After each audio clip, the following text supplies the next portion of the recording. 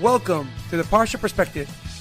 Each week, we will delve deep in a weekly Torah portion to find a practical and insightful way to enhance your daily life.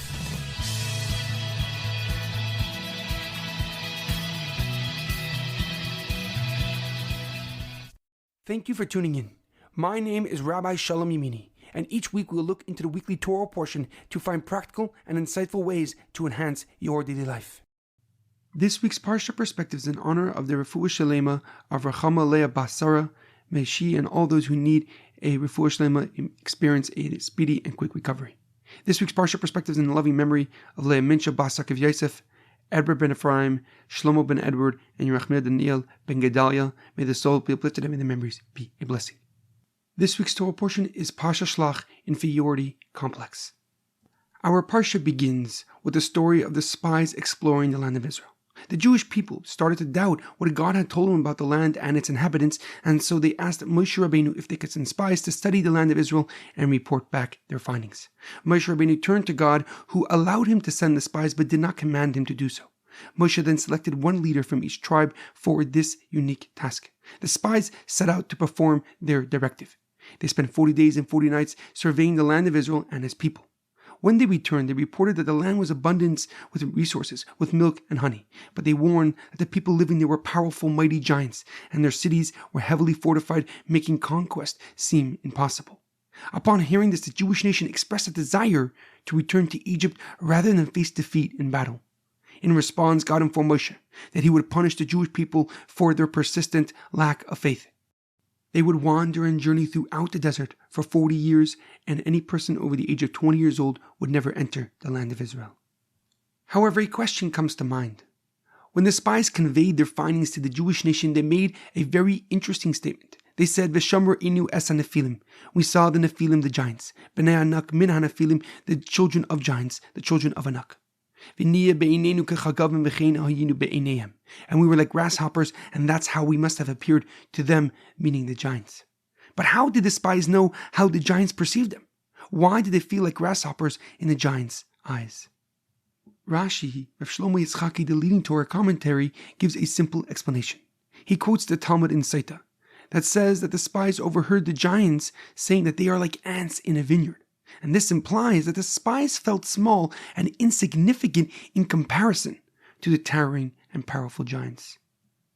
However, the Aruch HaMakadosh, Rav Chaim Ibn Attar, a Moroccan commentary and Kabbalist, gives a deeper and more profound explanation. He agrees with Rashi that the spies may have overheard the giants' conversation, but their interpretation is stemmed from their own feelings of inferiority. The Aruch HaMakadosh explains that the physical disparity between the spies and the giants was quite evident. But that alone did not make them feel like grasshoppers.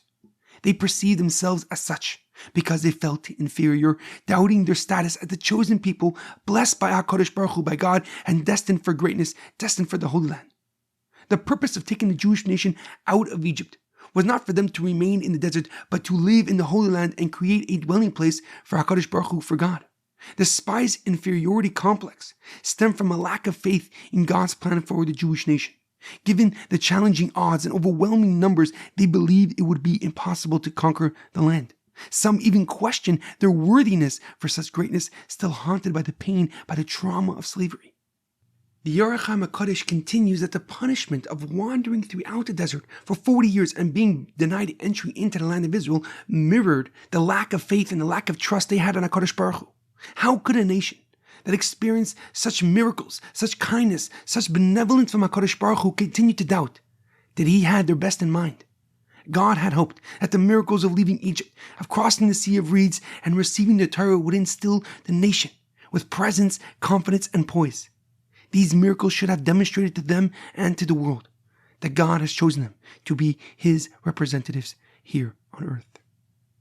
In our daily life, it is imperative that we understand that an inferiority complex stops our ability to appreciate our inner beauty, to appreciate our soul's unique light.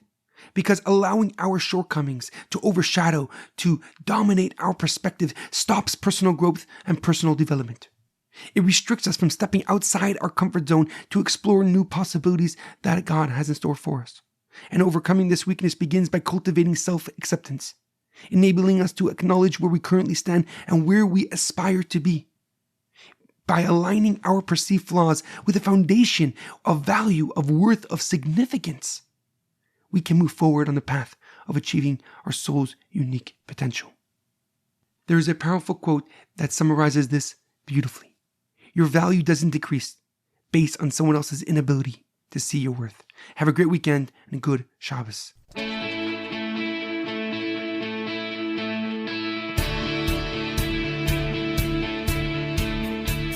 Thank you for tuning in to the Parsha Perspective. Check out our website, theparshaperspective.com. Send thoughts and comments to theparshaperspective@gmail.com. Till next time, thanks for listening.